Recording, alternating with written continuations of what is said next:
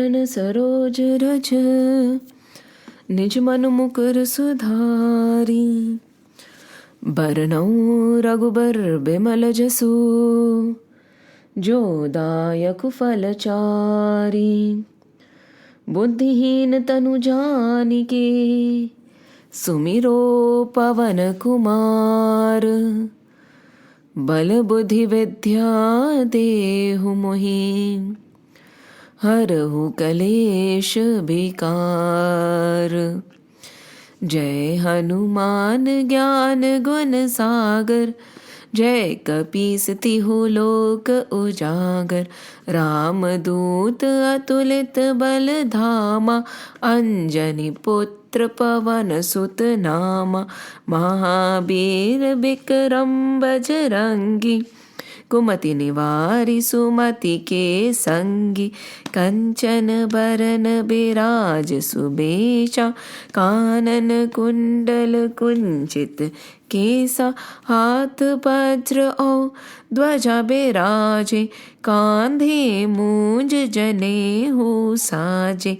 शंकर सुवन केसरी नंदन तेज प्रताप महाजगबंदन। विद्यावान गुणी अति चातुर राम काज करिबे को आतुर।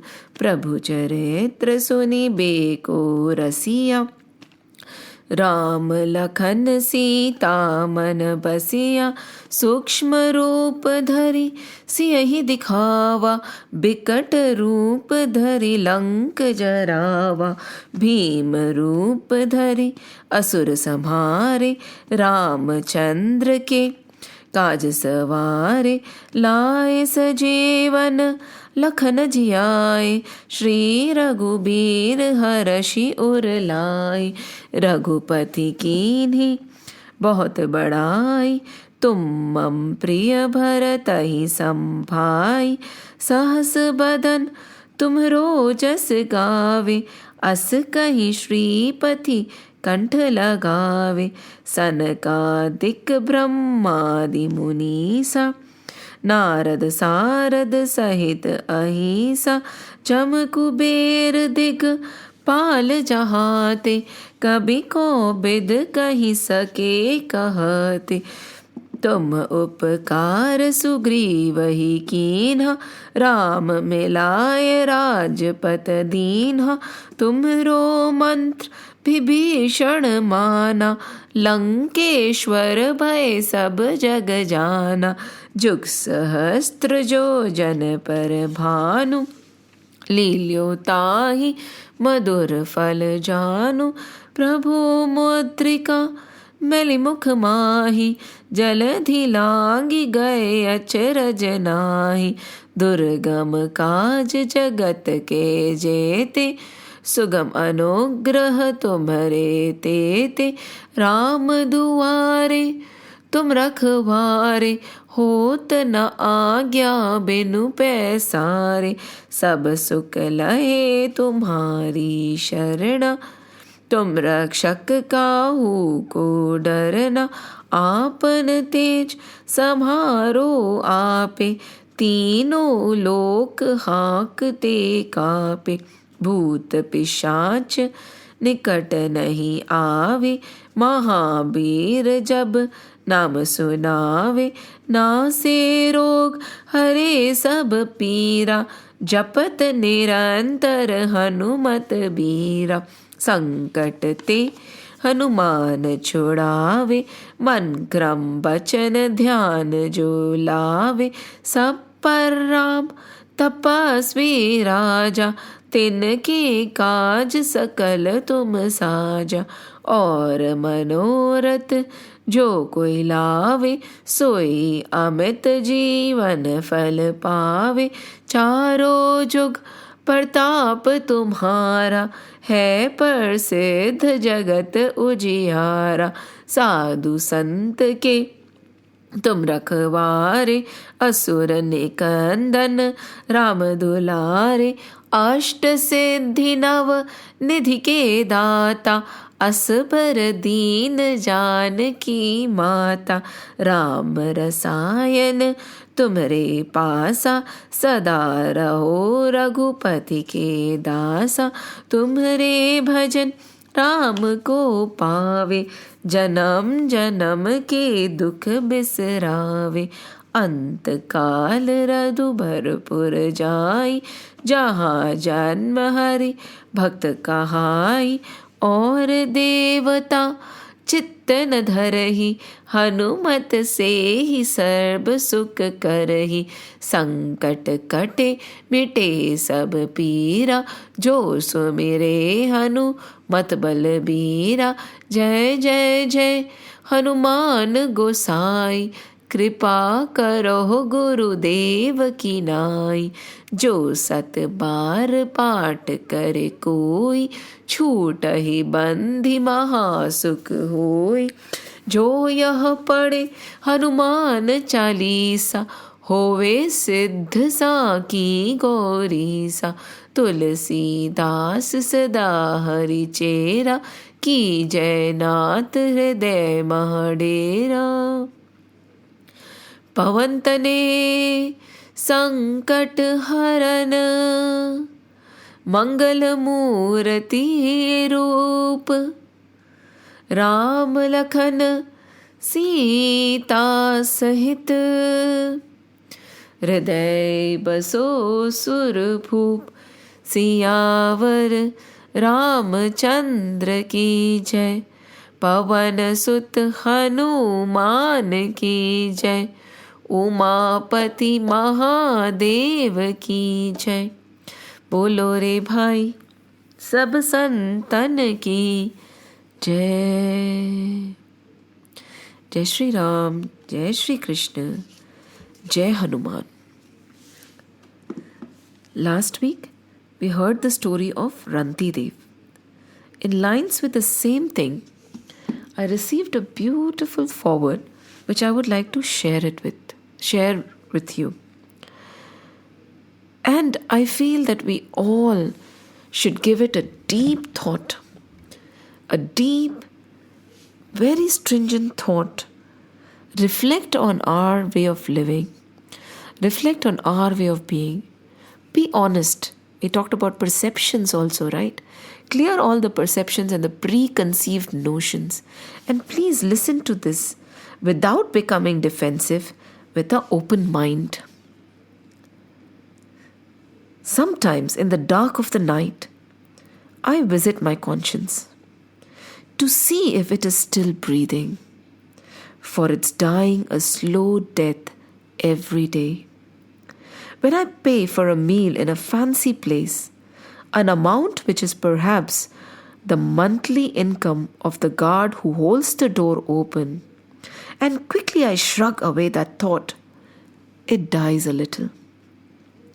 When I buy vegetables from the vendor, and his son, Chotu, smilingly weighs the potatoes, Chotu, a small child who should be studying at school, I look the other way. It dies a little. When I'm decked up in a designer dress, a dress that cost a bomb, and I see a woman at the crossing, in tatters, trying unsuccessfully to save her dignity, and I immediately roll up my window, it dies a little. When I buy expensive gifts for my children, on return, I see half-clad children with empty stomach and hungry eyes. I try to save my conscience by buying some toys that they are selling, yet it dies a little. When my sick maid sends her daughter to work, making her bunk school, I know I should tell her to go back, but I look at the loaded sink and dirty dishes, and I try and tell myself that is just for a couple of days. It dies a little. When I hear about a rape or a murder of a child, I feel sad, yet a little thankful that it's not my child. I cannot look at myself in the mirror. It dies a little. When people fight over caste, creed, and religion, I feel hurt and helpless. I tell myself that my country is going to the dogs. I blame the corrupt politicians, absolving myself of all responsibility. It dies a little. When my city is choked, breathing is dangerous in the smog-ridden metropolis. I take my car to work daily, not taking the metro, not trying carpool. One car won't make a difference, I think. It dies a little. So when in the darkness of the light, I visit my conscience and find it is still breathing, I am surprised. For with my own hands, daily, bit by bit, I kill it, I bury it. It's very thought-provoking. Are we actually killing our own conscience bit by bit? Are we actually justifying our actions? Or are we saying the world is doing it, so we are okay? When we look at sages like Ranti Dev or Namdev Ji and many more who don't even want the little extra which they need. I'm not talking about wants over here. They are willing to go that extra mile to starve if it is giving somebody else food. Aren't we not going in the wrong direction? Just because the masses is doing something, that does not mean it is right.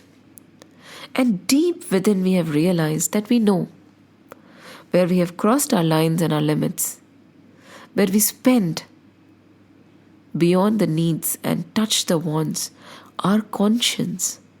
There's a little teeny weeny voice inside which tells us, stop. And do you know, somebody is watching? You know who's watching? God. मेरे मालिक की किताब में सब लोगों का खाता, जो कोई जैसी करनी करता वैसा ही फल पाता. Every act of ours is being documented. Yes, nicely documented. And we have to be answerable for each and everything. There is no excuse. Over there, the masses were doing it, or I felt like it would not work.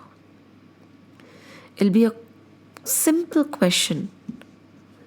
And the question would be, did you listen to your inner voice, or were you instrumental in killing it?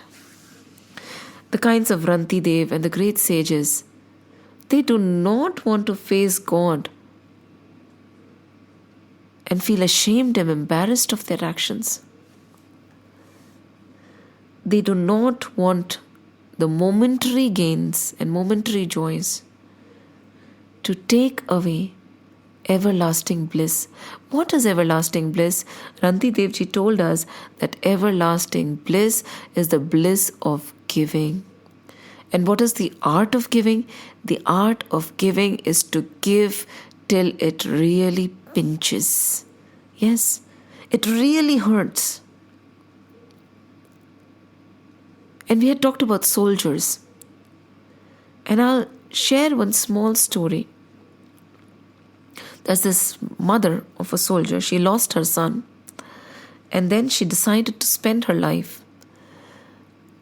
taking care of the other boys because she saw her son in them. So whenever there was a problem, whenever there was an accident, whenever there was a war, whenever some soldier was injured, she would go and read the Gita or be with him and inspire him and motivate him to get well soon. She was reported that there was one such case and 2 Jawans were injured. So now this lady hurried up to the hospital and she went to the first soldier. And when she reached the first soldier, the soldier was smiling on the bed, mind you. what had happened was he had stepped on the mines. So there was an explosion. And the soldier tells her, Auntie, don't worry about me. I am fine. I have just lost one arm and a leg. And they have operated on my stomach. They say there is some damage to my inner part. Right? I have lost one arm and one leg. Right? And there is some damage, but I'm all right. There is nothing wrong with me. I will be fine. Right? But please go and take care of my friend, my fellow soldier. He lost his eye. He needs you more. Don't worry about me. I will come and meet you next year. And this lady, she was overwhelmed. There was just a minor accident, he's saying. I lost an arm and a leg. You have to worry about my friend who lost an eye, who lost his vision. Such greatness. And it just so happened that after 1 year, there was a bell. Somebody rang the bell at this lady's doorsteps. And when she opened the door, whom did she see? This soldier. He saluted. He said, Jai Hind, ma'am. You know how he came? He was riding a bullet. False leg, false arm, all healed. He said, I told you, right? I'll come and meet you next year. Just imagine, even in his condition, he was worried and concerned about another. And he was so brave because he knew that he had given up his arm and his leg for the greater good of the country. No regrets, no remorse, no self-pity. Over here we are talking about giving food. These Jawans give away their lives. There is one saying, one of the sages always says, Janani jane to veer jan.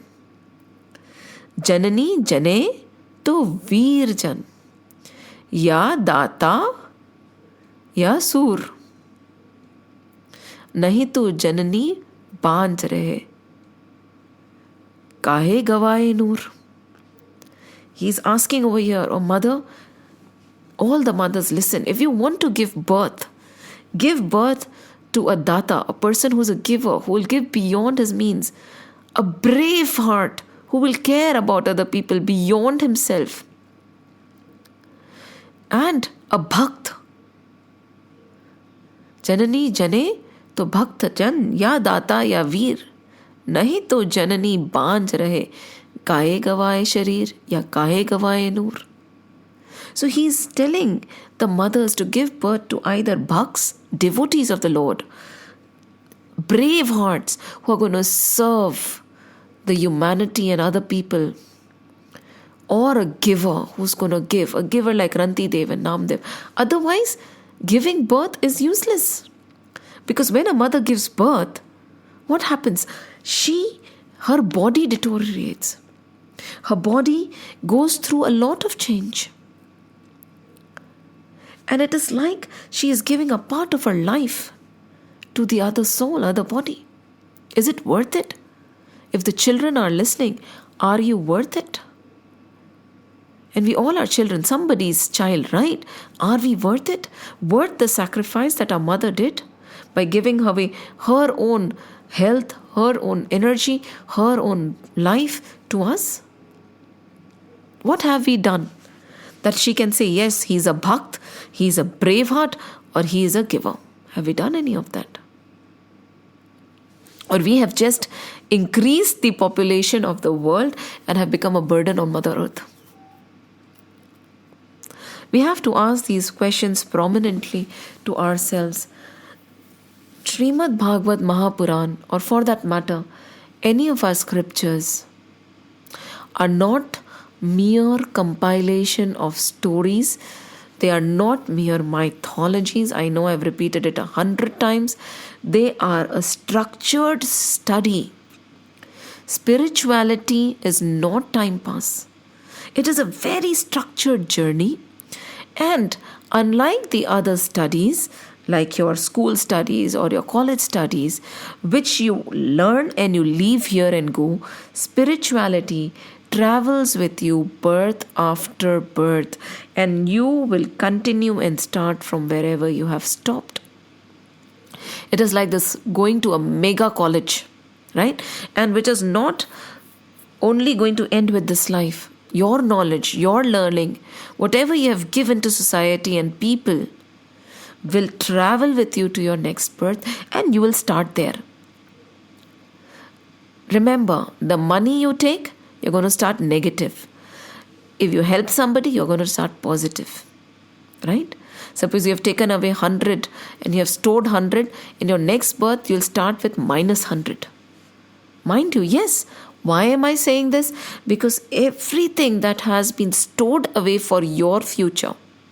I'm not saying that everything should be given away. That is a different level at which those people operate. But yet, anything stored beyond your needs is a sin. Because everything that is stored beyond your needs has been snatched away from the society. The extra morsel of grain that you eat is sin because somebody else is starving. The extra money you tuck away in your banks and in the forms of jewelry and everything for your future, which is beyond your need, is again a source of sin. Why? Because there are so many people who currently need that money. Currently need that money for food, currently need that money for clothes, currently need that money for education. Yet having that money, we are not willing to give it away. So we are indirectly, or I'd say directly, the cause of many deaths that are happening around us. Due to famine, due to lack of food, due to lack of medical supplies. Because we can make a difference, but we are not. This reminds me, just like Ranti Dev, he gave food to 4 people over here and he became great, isn't it? There was this boy, and you must have heard, I think children must have heard the story many times. There was this boy who was jumping around in the shore. There was a movement that he was doing. He was bending, picking up something and throwing. Bending, picking up something and throwing. Now a man at a distance observed and was curious. So he went up closer to figure out what was happening. And what did he see? The shore was full of starfish. Probably there was a high tide, and all these starfishes were washed on the shore. And this boy was trying to put them back into the sea as much and as soon as possible, because when the sun would rise, they would dry up and they would die. They could not go to the seashore themselves, right? So he was trying his best vigorously, picking one, throwing it into the ocean, picking one, dropping it into the ocean, picking one, dropping into the ocean, and it was continuing. He went on doing it limitlessly. But still, of course, the shore was full of starfish. And this man asked him, "What are you doing? What are you trying to achieve?" He said, "I am trying to throw the starfish into the ocean so that I can save their lives." But this man said, "Do you even know how long the shore is?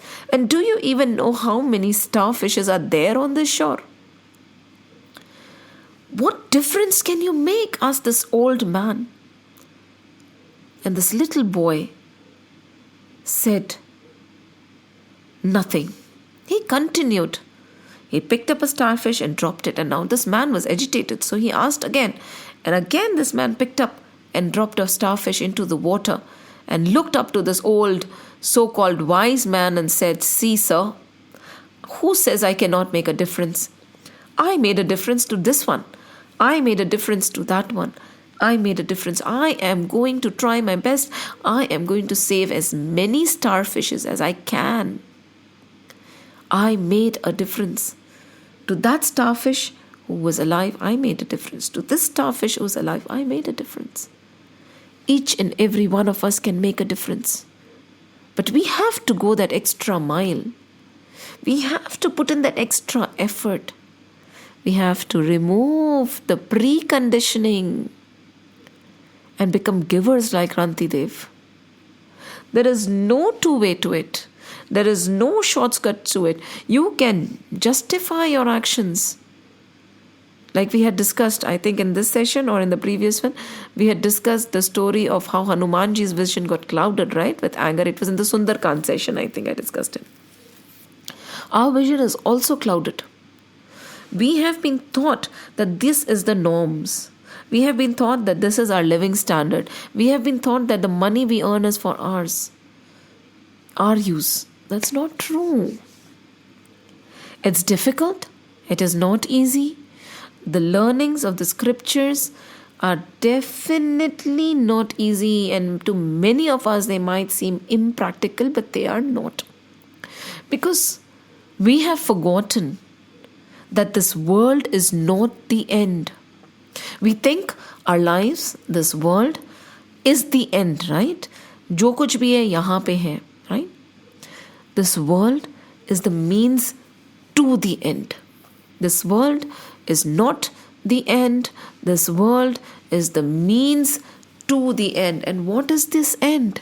The end is knowing that divine, knowing that Lord, understanding Him, loving Him. And Bhagwat is also systematically moving us towards that only.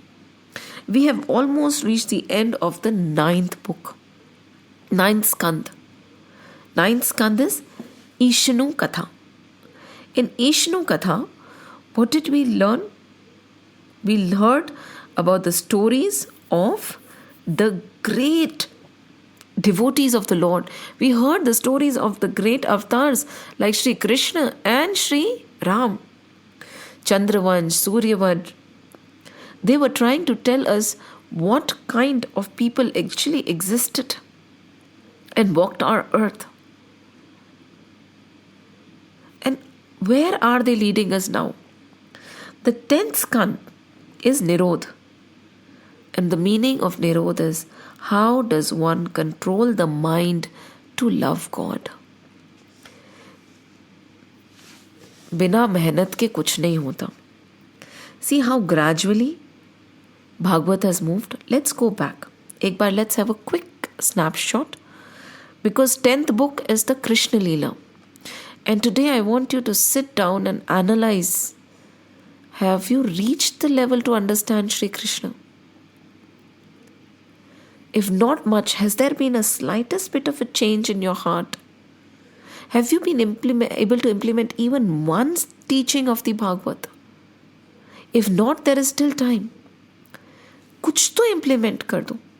Make it your principle in life, one thing. And then move to the 10th skand. The first skand, the first book of Bhagavad was the Adhikari skand, in which we tried to understand who is the Adhikari of Bhagavad, who is the Adhikari to be a Shrota, who is the Adhikari to be a Vakta, who is eligible to listen and who is eligible to say the Bhagavad. And then in the second book we learned how to do a sadhana. What is sadhana?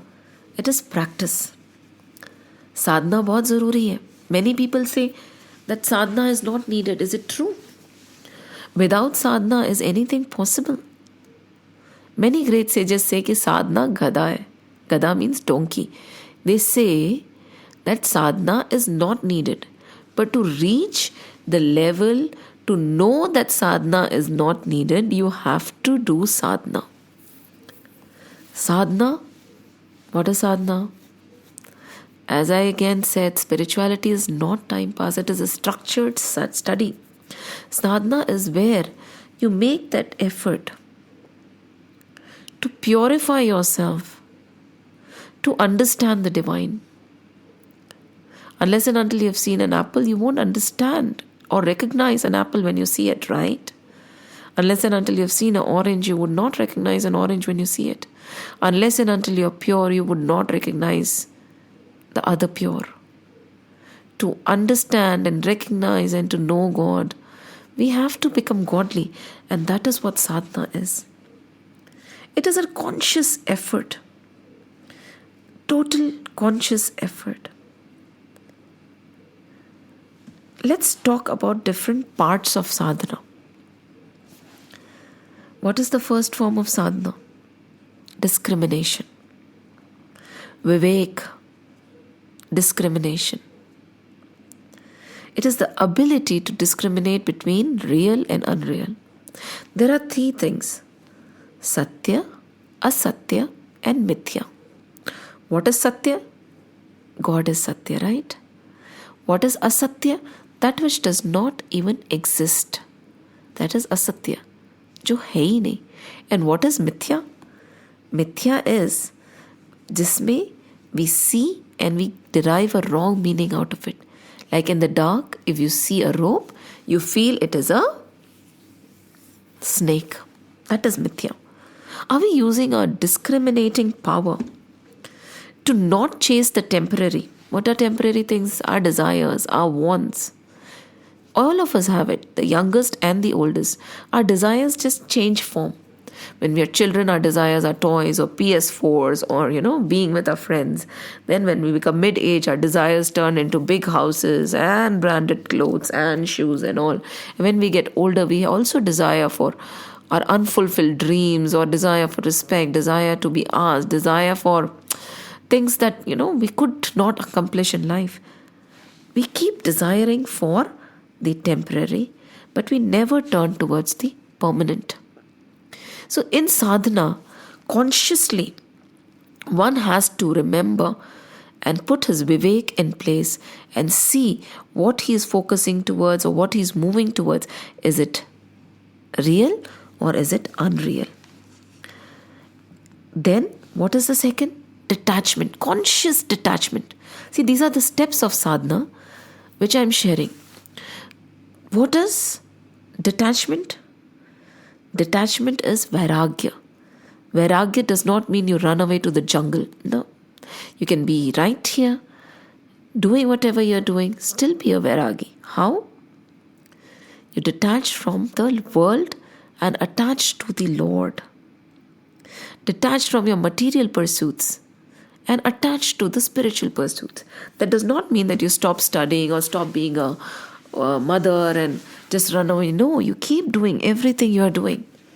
But once you attach to the Lord and start seeing everything as the Lord, your endeavors become dispassionate because you see the same in everything.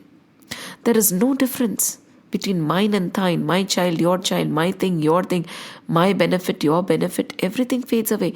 But for that, you need a lot of practice.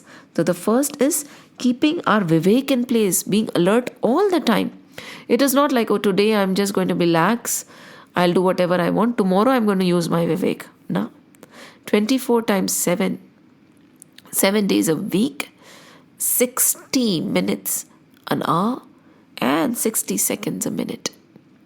That kind of ajatyam, that kind of discrimination is needed. And you have to develop dispassion. It just does not happen. You have to work on it. When do we start working on it? The sooner the better. Then discipline. Discipline is needed in each and every path. There is nothing without discipline, right? What kind of discipline are we talking about? Discipline also has 6 parts. There are 6 parts in discipline. What are those? Think about them. What can that be? In normal life also we have discipline, right? So what kind of discipline are we talking about over here? Is it about motivation? Is it about... What is it about? What do you think it is about? Discipline is mind control. Sam. What is mind control? Again, consciously controlling the thoughts in your mind. Then Dham, sense control. You're suddenly getting tempted towards it. You tell yourself, no, I won't do it. No matter how tempting it is, I won't. Upram, withdrawal. Withdraw yourself from the things which you know are not conducive to your spiritual growth. Endurance, titiksha. Yes, that means you apply your mind control, self-control, withdrawal again and again and again. Build that endurance where you can sustain the pull of Maya, pull of material things. It could be as simple as your urge to have chocolates, to as big as an urge to own diamonds. What is not good should not be taken. And then faith. Faith is not when you have seen. Faith is when you have not seen, but you believe that when you jump, the net will appear. That divine, strong faith, Shraddha. And concentration. One focused concentration on the feet of the Lord. Now Vivekananda ji, this is again my favorite. He was doing his prayers when one person came running and he said, listen, I have a train to catch in around 15 minutes. Could you please tell me how to reach God? Now Vivekananda ji said, let me just finish my prayers. He was standing on the Ganges and he was doing his archana. And this man was very impatient. He said, listen, I don't have time. Swamiji, I have to go. So kindly tell me in short how to get Lord. Just imagine such a massive, wide question, and he's urging Swamiji to answer. And Swami Vivekananda ji, being Swami Vivekananda ji, he really wanted to answer properly, right? So what he did is he pulled this man and put his head under the water. Now this man started gasping for breath. He could not breathe. And then what happened? He was struggling. And he felt that he would almost die. While in the water, he was literally thinking that, why is this sage doing this to me? Oh, please give me a breath of air, just a breath of air. And just before he would collapse, this Vivekananda ji pulled him out again. And when Vivekananda ji pulled him out, he said, why did you do this to me? I almost died. And Vivekananda ji asked, what were you thinking of when you were under the water? And this man said, I could think of only one breath of air. That is all that came to my mind, nothing else. And Vivekananda ji let him go. He said, go, you got your answer. This man said, what? He said, the day you can think about God like this, you will get God. There is a song, right? हम तुम्हें चाहते हैं ऐसे, मरने वाला कोई जिंदगी चाहता हो जैसे.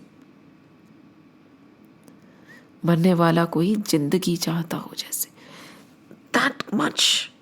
There has to be one kasak hota hai, one kind of a hurt in your heart, one kind of a desperation to reach the Lord. It is not like a thing that, okay, morning I'll pray and then I'll indulge in the world, and then evening probably if I have time I'll pray, and the rest of the days I'm going to think about the material. Nahi. It is your constant obsession, if I may use this word, with the Lord. 24/7, all you want is to know Him, to reach Him, to understand Him. Then and only then Thakur ji aayenge. So what are the things? Sam, Dam, Upram, Titiksha, Shraddha and Samarpan or Samadhan. And then the last one after this is Mumuksh, desire for liberation or freedom. See, when you're totally concentrated, your mind and the Lord, and this desire will arise, right? That is the last stage. This is what the 10th skand is.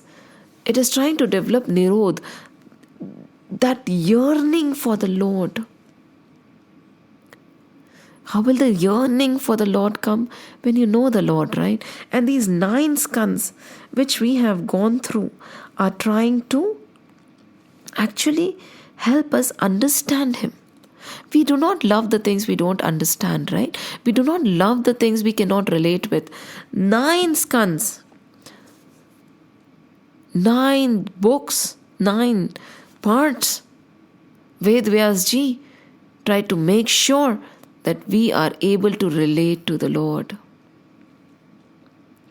And this is sadhana. We talked about sadhana. Sadhana is needed. So first he talked about adhikari skand, and then he talked about the sadhana which is needed to make us an adhikari. Right? अगर हम अधिकारी नहीं हैं तो हम अधिकारी बन सकते हैं. How? The four steps and the 6 steps that we just discussed, write it down and post it on your walls. They're very essential. And then it is Sarg. Sarg, Visarg, he started talking about creation. Why did we talk about creation? Is it to understand and know creation? Can anybody understand and know creation? No. We can't. In the third part, we talked about creation. Do you know why we talked about creation? We talked about creation so that we get awed by it. The galaxies, the Milky Ways, the loks and different species and manvantars and yugs and this and that. Oh my goodness. And do you know what this entire creation which we cannot comprehend is? It is but a spark in the garden of lights that is the Lord. But a spark, this creation that mesmerize us, we get overawed, we can't understand it, is but a spark in the garden of lights that is my Lord. This is nothing, and that is my Lord. When this creation is so beautiful and magnificent, don't you want to know the Creator? No, right? Why not? We don't even want to know the creation anymore. That is the extent of death that is going on within us. So they wanted to ignite it. Then came Sthiti. How is this world upheld? There's this beautiful song which goes, right? Hawa chali kaise, ना तू जाने ना मैं जानू, जाने वो ही जाने. Before, in the olden days, the songs also had a lot of meanings. Now I do not know what's happened. This beautiful song, हवा चले कैसे, ना तू जाने ना मैं जानू, जाने वो ही जाने. ठाकुर जी जानते. Don't we want to know how this world is held? How we are held? Who is that who is holding this world? Don't we have a curiosity to know? And then comes Manvantars. This was mind-boggling. The time and the yugs, the kalps and the chakra, the age of Brahmaji. Oh my goodness. Right now we are in the middle of the age of Brahmaji. The partial, there are various kinds of pralays. The cycle of time. How many times the Leelas take place? Manvantar. Again, it was also a part to make us understand this massive creation and that massive time period in which we are. Who is the one who created this? And then the Bhaks, Ishnu Katha. The beauty of Bhagwat is, all through the 9 skandhas, they have talked about the Bhaks, devotees. And later, they are talking about God. Because God says, I am actually adheen. I am dependent on my devotees. I live in the heart of my devotees. Until we understand the acharan of a devotee, how will we reach the Lord? The Lord can be reached through the devotee. It is through the sangati of a devotee can we reach Narayan. Sat Sangati.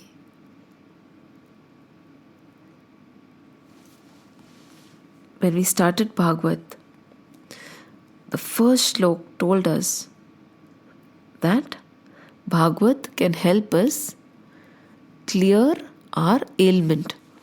What is the ailment? Ailment is sorrow, right? Agony, agitation. We all are. There is a saying, right? सब कुछ है मेरे पास, न जाने क्या है खोया, खुशियों की निकली बारात और मेरा दिल रोया, ना जाने कैसी जंग लड़ रहे हैं हम, ना कोई गम है ना उदासी, फिर भी तड़फ रहे हैं हम। कैसी है ये उलझन, क्यों ये सब लिख रहे हैं हम। खुद ना समझ पाए औरों को समझाने चले हैं अपना गम। हम सबकी यही आदत है, हम नहीं समझ पाए. We do not understand why there is this restlessness and agony in our heart. But we are trying to explain it to others.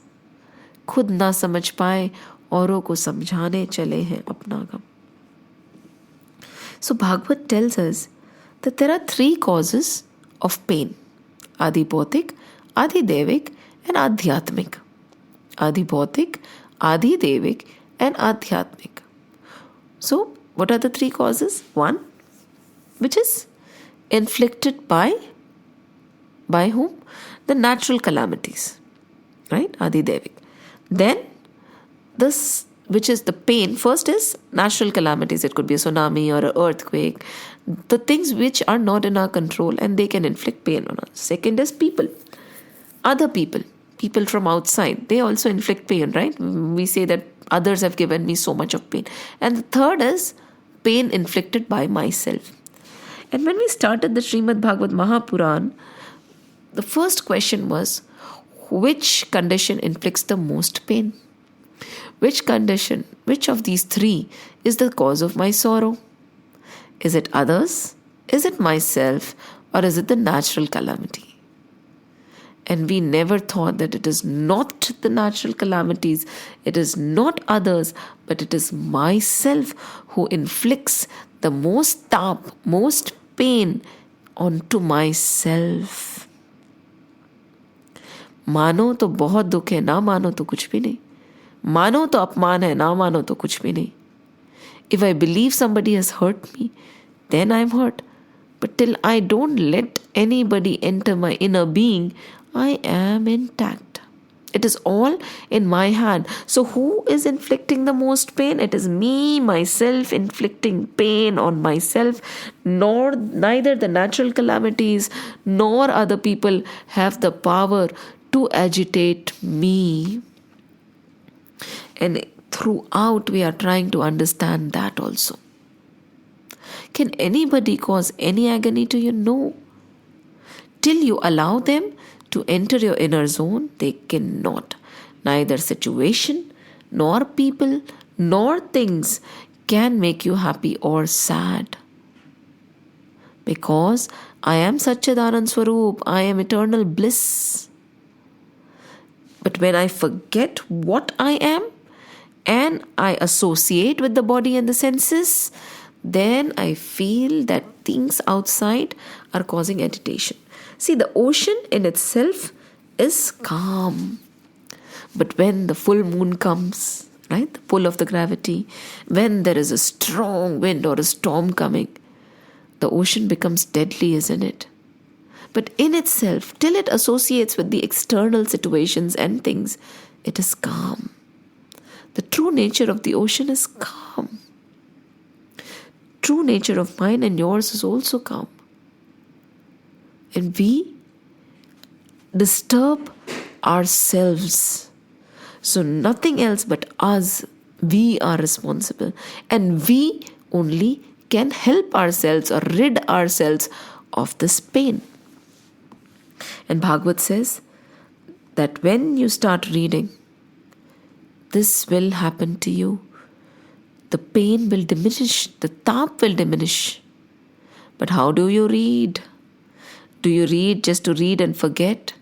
Or you listen to the Bhagwat, you let it go to your brain, from the brain you let it sink gradually to your heart, and then you lock it there. After that you implement the learning, and that is the true hearing of Bhagwat. Just by merely listening to it from one ear and throwing it out from the other, without implementing it in our lives, we cannot claim to have heard the Bhagwat at all. If somebody has truly heard the Bhagwat, he gets rid of the three taps.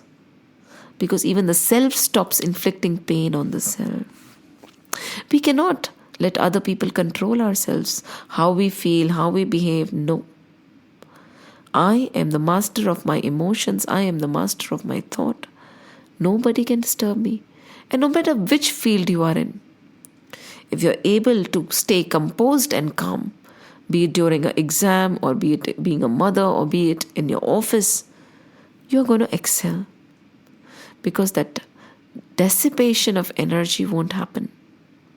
Your energy won't be wasted in futile activities, and you'll be able to devote all your energy at the work at hand. But for that, what do you need? You need to know yourself and your ability. And once you know yourself and your ability, whom do you get to know? You get to know God. It is very practical to be understood, and it can be implemented in the world outside. It is not that spirituality does not walk in hand with materialism. No. The material world, I would say, not materialism. You can build a spiritual base and then work in the material world. And that is what Bhagwat wants us to do. And what were the two prominent questions that Parikshit asked Shukdev ji? He asked, because Parikshit was dying, right? He was to be bitten by a snake by the end of a few days. 7 days. He was going to die. And we all have only 7 days we have discussed. Monday, Tuesday, Wednesday, Thursday, Friday, Saturday, Sunday. And in one of these days we will die. So it is not only Parikshit who has 7 days. It is only even we who have 7 days only. And in these 7 days, one day, when the bulawa comes, हमें जाना पड़ेगा. What should be done under all circumstances, asked Parikshit, by a man who is under the verge of death? For the one who is under the verge of death, what should he do under all circumstances? Not selective circumstances, all circumstances. And mind you, we are all on the verge of death because we do not know when our time is going to be over. Be it you children or be it you adults or be it you old people, nothing. Nobody knows. And the second is, what should be done by man in general? What should a mortal do at all times and under all circumstances? What should they hear? What should they repeat? What should they keep in their mind? What should they resort to? What should they avoid? He's basically asking, how should I die? And to die like that, how should I live? How should I live in this world so that I am able to die? How am I supposed to die so that I can meet my God? I go directly to Vaikuntha. I am free when I die. I am not bound. And what should he hear? What should he repeat? So when everybody is on a verge of dying, we do not know when that is going to come. Aren't we supposed to be very careful about what we hear, what we repeat, what is there in our mind? Shouldn't we be very careful about all this at all times? Or should we say, koi baat nahi, abhi to I'm just a child, or abhi to I'm just 30, or abhi to I'm just 40. Why should I bother about all these things? Enjoy karo bhai zindagi. What is the point of living like this? Even an ant or a pig lives, eats and dies. What is the difference between us and a filthy pig then? Nothing. अगर जिंदगी में और दुनिया में आए हो तो कुछ तो करके जाओ. ऐवे ही जिए और ऐवे ही मर गए, चींटी मकोड़ों की तरह. अच्छा. So Bhagwat is telling us to have meaning to our lives. जिया तो वो जीवन है जो दूसरों के लिए जिया जाता है. खुद के लिए तो जानवर भी जी लेते हैं, है ना? सोचिए. It's important. Mulling is important. And that is the purpose of Bhagwat. The purpose of Bhagwat is tell you and take you towards the truth. And the truth is Brahman. What is Brahman? What is that divine light? What is the divine energy? Who is it? Was he always there? Will he be always there? Who is he? Trying to understand that divine Brahman. Then trying to understand what Maya is. How to break the hold of Maya. What is sansar? what is sansar? And what is sansar, and then what is the way to break the shackles of Maya, to unlock ourselves from the hold of sansar, and to reach Brahman, reach the self. But for that you have to understand what Brahman is. You have to understand what Maya is. You have to understand what sansar is. And then only will you be able to get rid of it and reach that divine, isn't it? That is what the Bhagwat is doing. It is explaining what sansar is. It is explaining what Maya is. It is explaining what Bhagwan is. It is explaining what a devotee is. It is explaining the way of life that we should lead to reach the true self or the divine God. अभी जो हम जीवन जी रहे हैं, most of us, ठीक नहीं है, गलत है. And अभी भी it's not too late to make amends. If we want to, that is. We could decide that we do not want to make any amends. Like we said, right, in the poem, when we shrug and decide to look the other way, when we shrug and decide to do the thing our conscience is stopping us from doing anyway, what happens? We kill our conscience every day.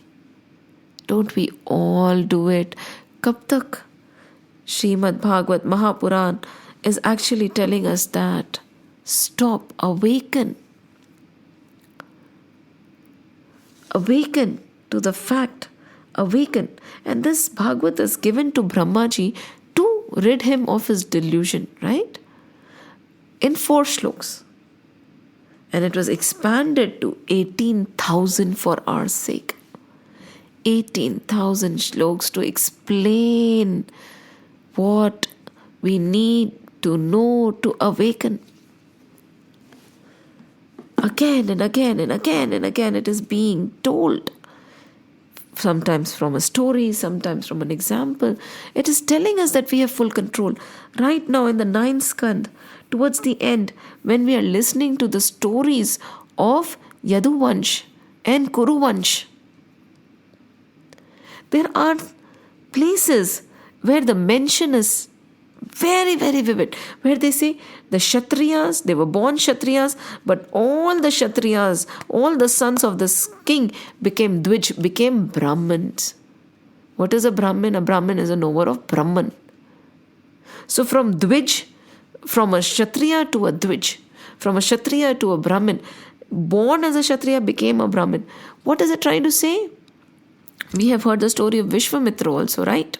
Kshatriya who become a Brahma Rishi. How is it possible? It is possible. That is what the scriptures are saying. You are by your deed, not by your birth. And then we shout and cry and talk about our caste system without actually knowing what is written in our scriptures. And we don't even want to make that effort.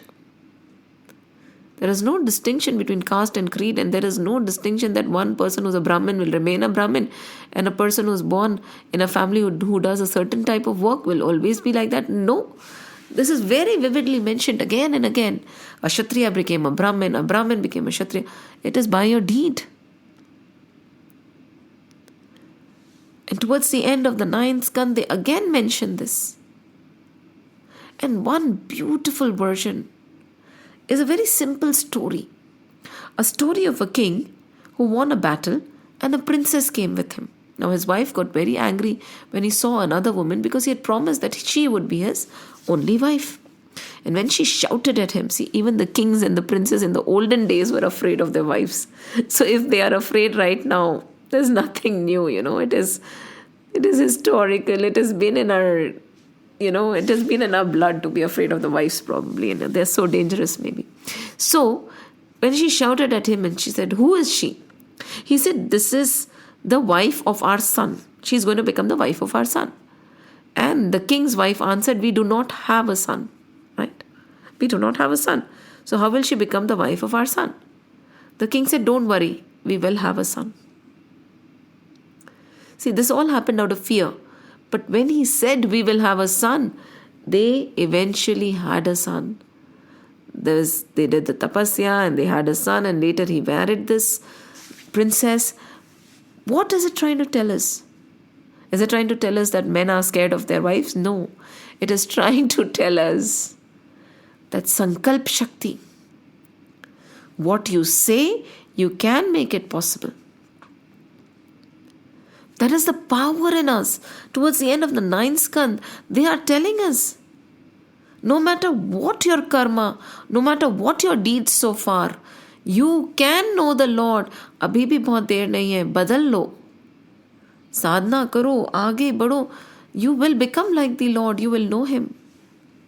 And it is saying, no matter what the situation, you always have control over the situation.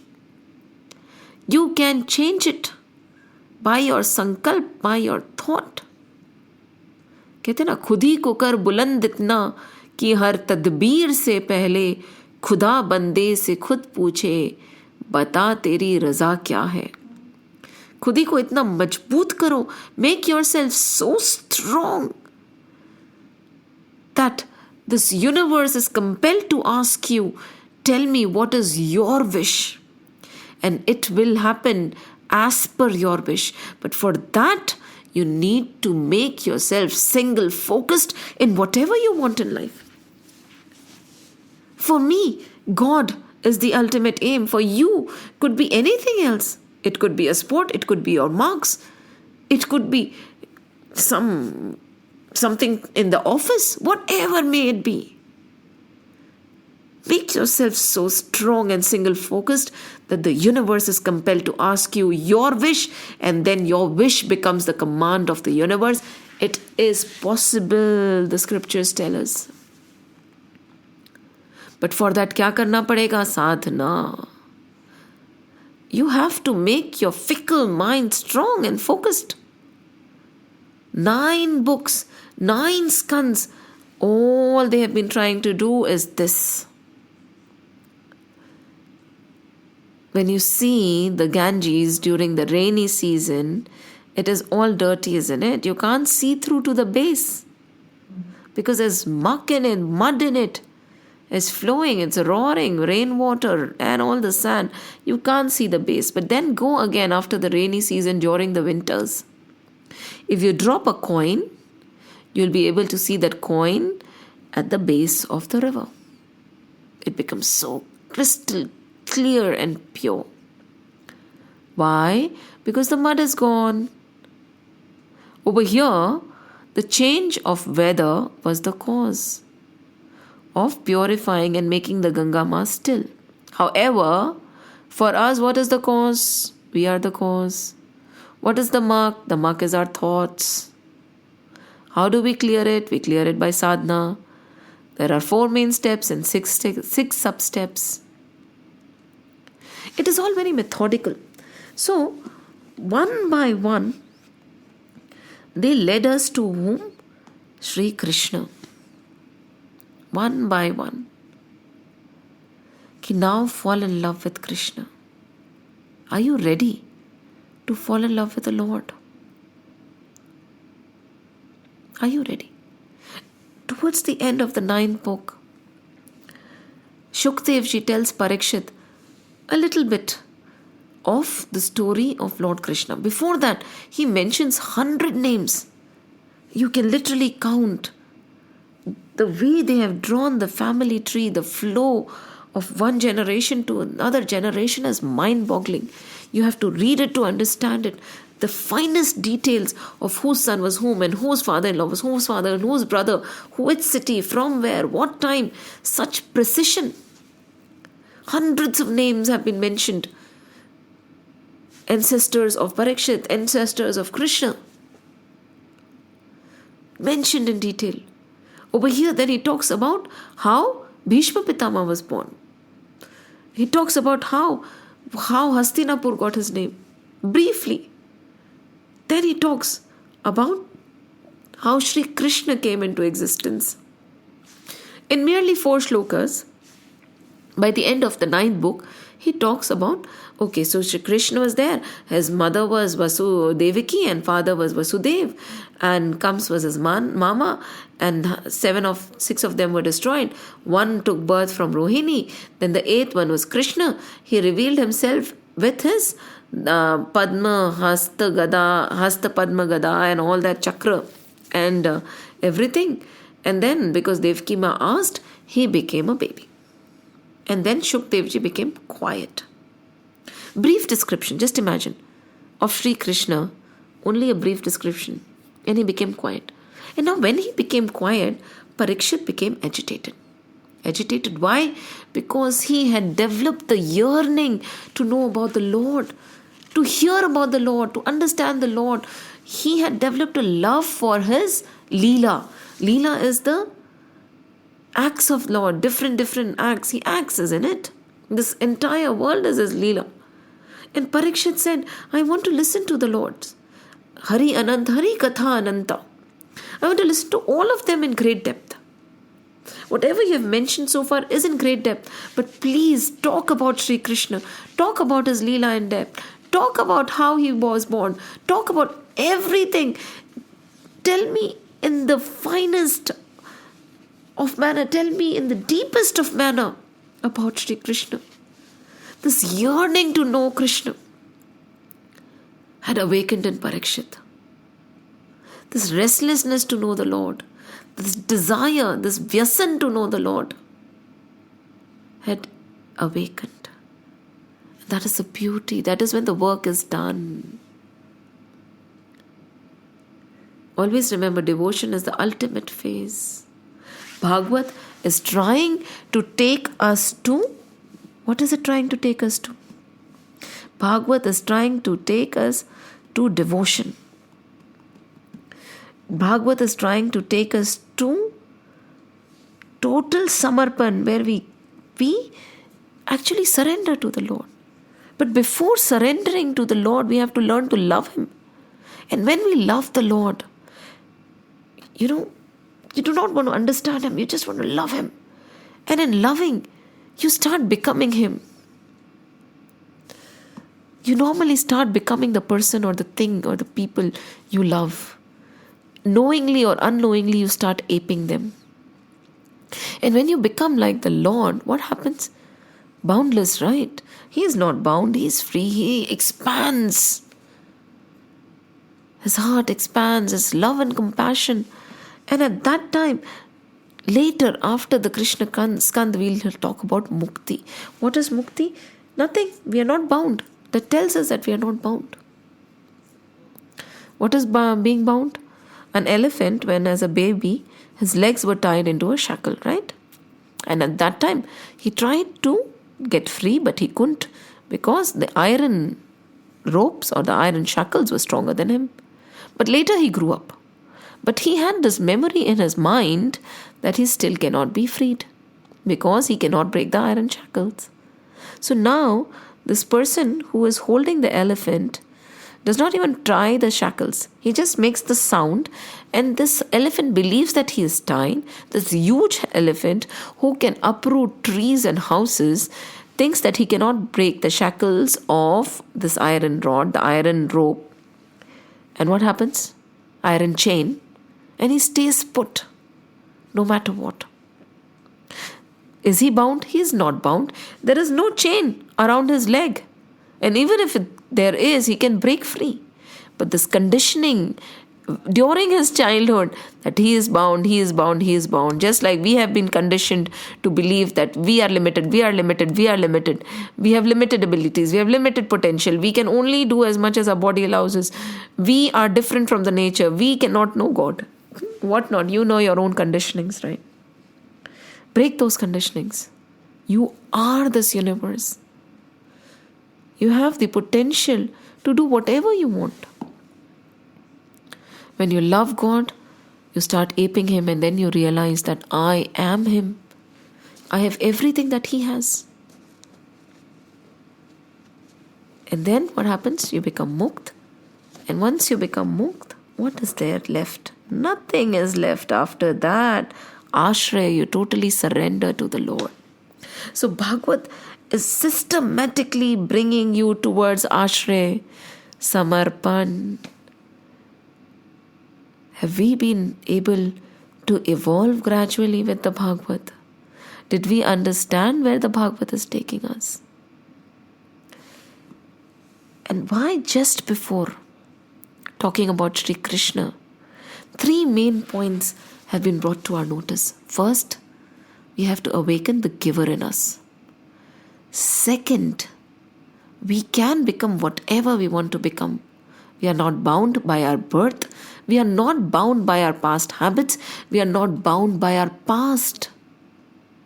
We are not bound by our mind. We are not bound by our thoughts. We can be whatever we want to be. And third, we are not in the hands of the destiny. The destiny is in our hands. Yes. But for that, what is needed? Sadhana. Sadhana to karni padegi. Have you heard of the phrase catch 22? That is a phrase, right? Catch 22. Sadhana to karni padegi. Sadhana, penance, tap, single pointed focus towards what you want. And what are the steps of sadhana? I'll just repeat once again. And these can be implemented in any part of life. You need vivek, that is discrimination, vairagya, dispassion. Then sat sampata, discipline, that is sam, mind control, sense control, withdrawal, endurance, faith and concentration. And ultimately that yearning, desire for freedom, that intense, strong desire to free yourself and to reach your goal. Have we been able to implement all this? Are we ready to love God? We want from God, right? How many of us want God? We pray to take from God. Do we pray for God? The day we are able to move from praying to take from God to pray for God, to get God, we would have actually reached.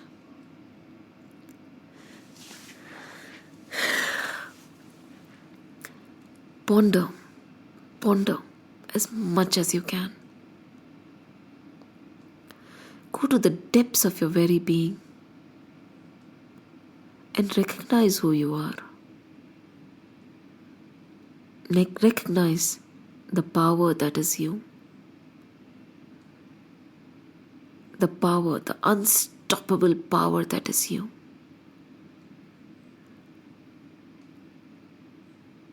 There is nothing that we cannot achieve if we put our mind to it.